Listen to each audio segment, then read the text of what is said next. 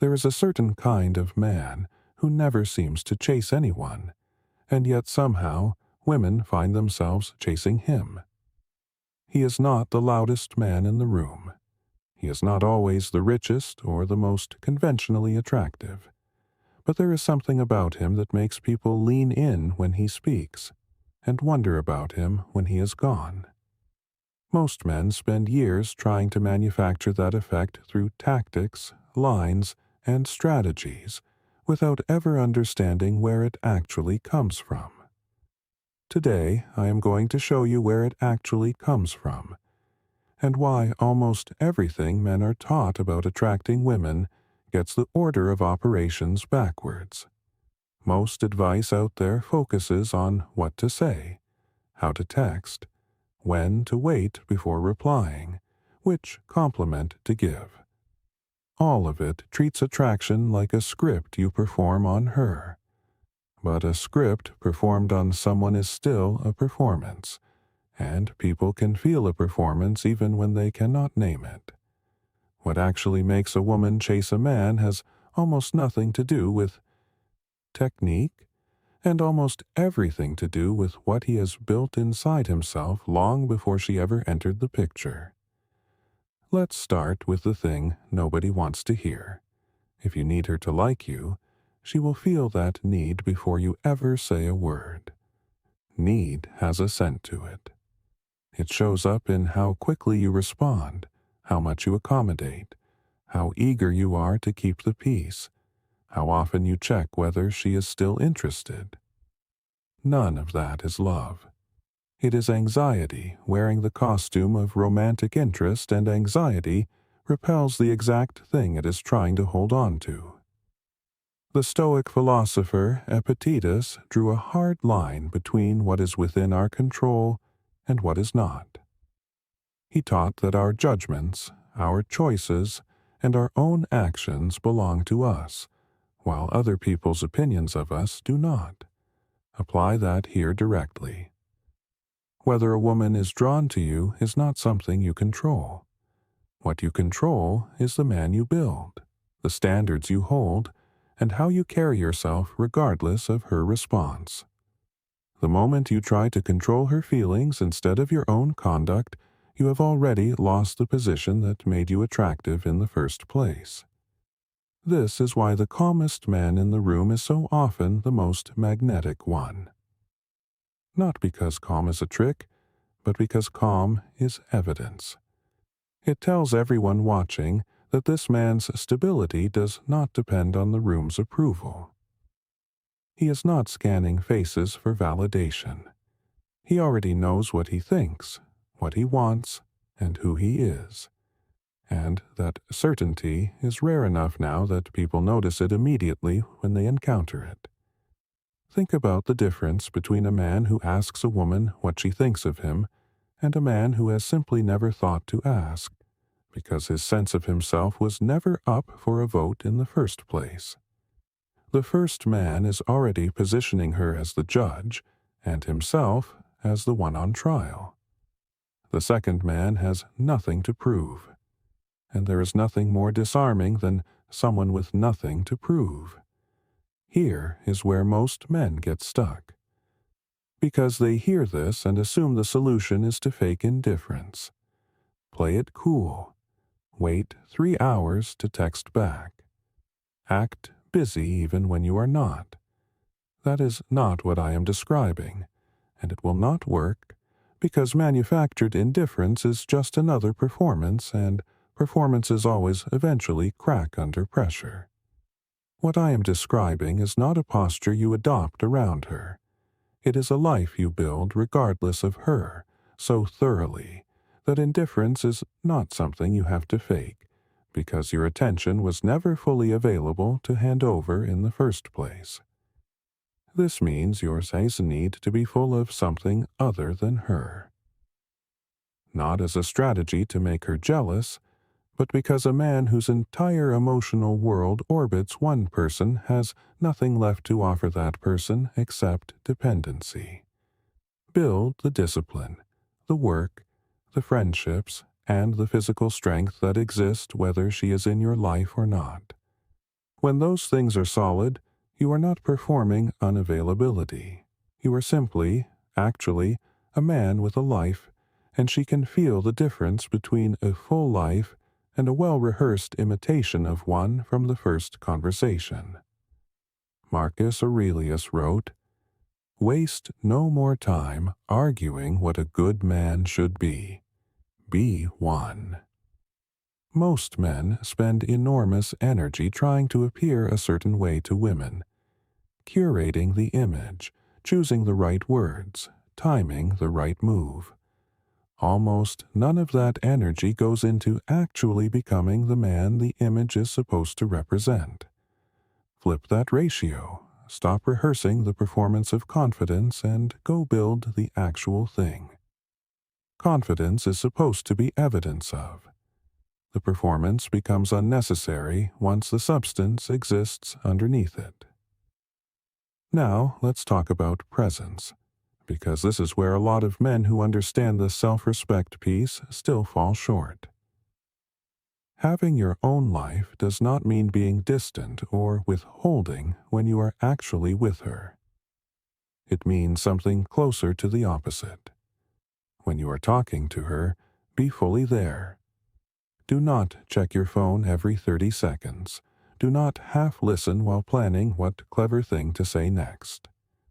A man secure enough in himself does not need to perform charm, because full attention, given without anxiety, is rarer and more magnetic than any line could ever be. She feels the difference between a man who is present because he chooses to be, and a man who is present because he is starving for her approval. The first is generous, the second is needy. They can look identical on the surface and feel completely different underneath. This is also where unpredictability actually comes from, and it is not the unpredictability of games or mixed signals. It is the natural unpredictability of a person who is living a full life outside of her. He cannot always respond immediately, not because he is strategically withholding, but because he was at the gym or finishing a project or having dinner with people he has known for 15 years. There is no performance in that. It is just true. And truth is far more compelling than any calculated delay could ever be, because people can tell the difference eventually, and once they can, the calculated version stops working entirely, while the real version never stops working, because it was never a tactic to begin with. Picture two Hua at the same party. The first spends the evening orbiting one woman he is interested in, refilling her drink, laughing a beat too hard at things that were not that funny, checking whether she is watching him talk to someone else. Every action is calibrated toward her attention. The second man is genuinely engaged with the room. He is talking to old friends, meeting new people, enjoying the night on its own terms. He notices her, finds her interesting, and talks to her when the conversation naturally allows it. But the party does not orbit her for him.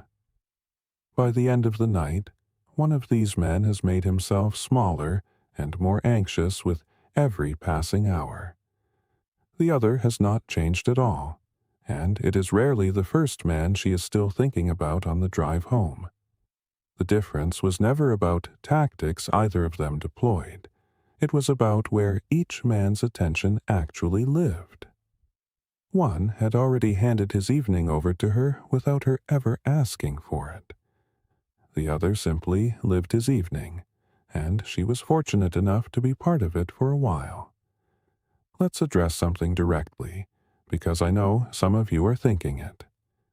None of this means playing hard to get, and none of this means treating a woman coldly to manufacture interest. Coldness is not the same as self-respect, and men who confuse the two usually end up alone, wondering why their strategy of distance never actually built anything real. The goal here is not distance for its own sake. The goal is wholeness, A whole man is warm when warmth is genuine, direct when directness is called for, and unshaken when things get difficult, not because he is holding back affection as leverage, but because his sense of self was never something she was capable of taking from him in the first place. Seneca wrote that we suffer more in imagination than in reality, and this applies directly to the fear that drives so much of modern dating behavior. Men imagine that if they are not constantly available, constantly agreeable, constantly proving their interest, she will lose interest and leave. That fear drives the exact behavior that makes her lose interest, because it signals that you believe you have to earn basic consideration through excessive effort. Most of what you fear losing by holding your standards was never actually secure to begin with. And most of what you are afraid will happen if you stop overextending yourself almost never actually happens. Because a woman who is genuinely drawn to you is not waiting for you to perform harder. She is waiting to see if you are actually the man you first appeared to be. There is a related trap worth naming here, because it catches even men who understand everything up to this point. The moment she mentions another man, an ex, someone from work, a friend who has been a little too attentive, the instinct is to react, to ask questions, to subtly compete, to bring it up again later in a way that reveals it bothered you more than you let on. Every one of those reactions hands her information you did not need to hand over, namely that her attention is something you are actively worried about losing. A man secure in his own standards does not need to compete for a position he already knows he holds, and if he does not hold it, no amount of competing will change that fact. The right response to hearing about another man is often no reaction at all, not because you feel nothing, but because what you feel does not require an audience to be valid. So here is what this looks like in practice, laid out simply. Build a life substantial enough that you are not looking to her to complete it.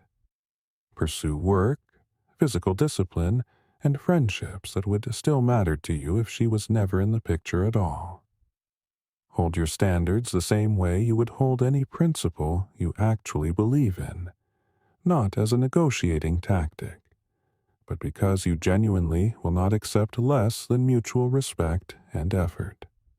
Give full presence when you are actually with her, without anxiety, without needing the moment to prove anything about how she feels about you. Let your unpredictability be real, the natural result of a full schedule and a full life, not a manufactured delay designed to manipulate her attention. Stop treating her potential disinterest as a catastrophe. Most of what you fear in this space lives entirely in your imagination, and very little of it survives contact with a man who is actually calm. And finally, stop trying to become chaseable and focus on becoming undeniable. Chaseable is a costume. Undeniable is a foundation. One requires constant maintenance and eventually collapses under its own weight. The other simply exists, whether she notices it this week or not, and it does not depend on her noticing to remain true. This is the part almost nobody in this space tells you honestly. You cannot make anyone chase you. That framing itself is the trap, because it puts the outcome in her hands and the effort in yours, which is exactly backwards from where self-respect lives. What you can do is become the kind of man whose presence is genuinely rare, whose calm is genuinely earned, and whose standards are genuinely non-negotiable. Women do not chase tactics. They chase men who were never performing for them in the first place, because those men were too busy becoming someone worth finding. If this gave you something to think about, subscribe. New videos on exactly this kind of thinking come out every week. and drop a comment telling me which part of this you needed to hear today. I read every single one.